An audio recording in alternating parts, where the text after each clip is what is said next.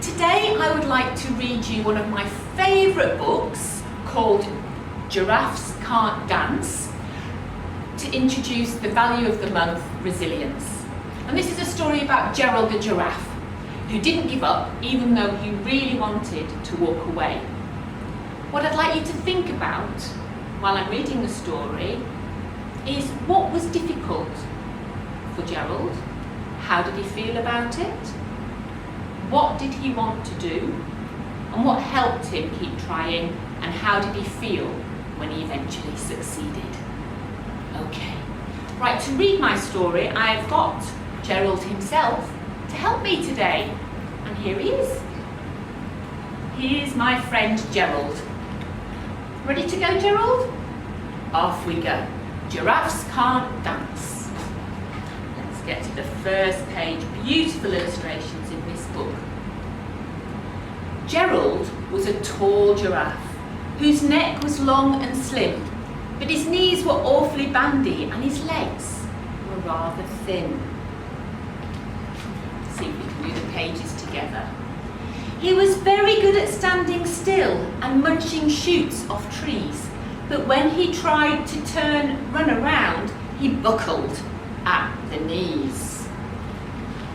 Poor Gerald. Now every year in Africa, they hold the jungle dance, where every single animal turns up to skip and prance. And this year when the day arrived, poor Gerald felt so sad, because when it came to dancing, he was really very bad. The warthogs started waltzing, and the rhinos rock and rolled.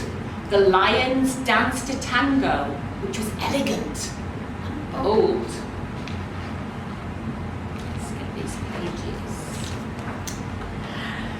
The chimps did the cha-cha, a very Latin feel, and 8 baboons then teamed up for a splendid Scottish reel.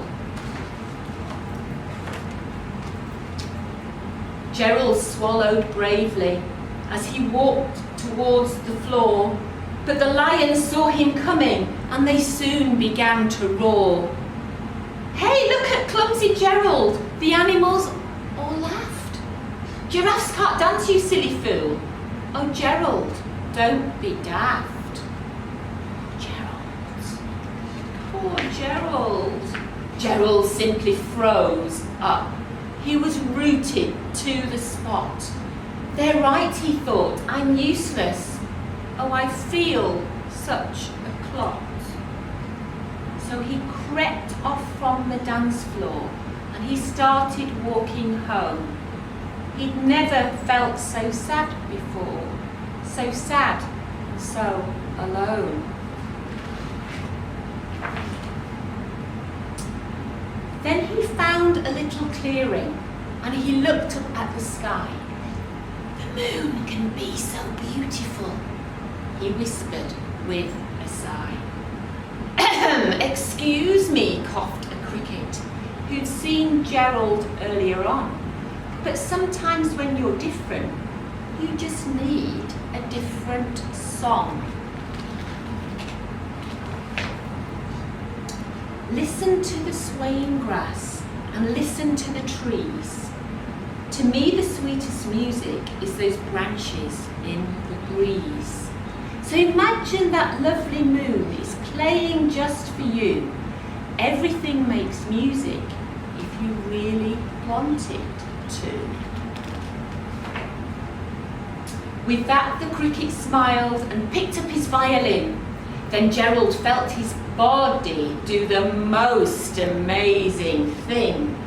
His hooves had started shuffling, making circles on the ground. His neck was gently swaying and his tail was swishing round. He threw his arms out sideways and he swung them everywhere. And then he did a backward somersault and leapt into the air. Gerald felt so wonderful. His mouth was open wide. I'm dancing. Yes, I'm dancing. dancing," Gerald cried. Then one by one each animal who'd been there at the dance arrived while Gerald boogied on and watched him quite entranced. They shouted, "It's a miracle! We must be in a dream! Gerald's the best dancer that we've ever seen." "How is it you can dance like that? Please, Gerald, tell us how." But Gerald simply twizzled round and finished with a bow. Then he raised his head and he looked up to the moon and stars above. "We all can dance," he said, "when we find music that we love." What a great end to the story. Gerald got to do his dance. And he got to do his dance because he had good resilience and he had some support on the way. A little bit like, I think I can describe resilience as like a ball. It's when you bounce back. You bounce back. And there's some things in the story that helped Gerald bounce back. The cricket helped him, talked to him. He got some support, just like you do, off your friends, or your mum and dads, or your teachers. He also took some time out to bounce back when he looked at the moon. Put a bit of thinking time. What could he do to make it better? He kept positive. So he bounced back. And that's all we can do, is bounce back. That's what resilience is. When we're in difficult times, doing something that's hard and tough, we learn from it and we bounce back. So for future time, we have built up that resilience and we can move forward as positively as we can. So keep bouncing forward, everyone, just like Gerald. Keep bouncing.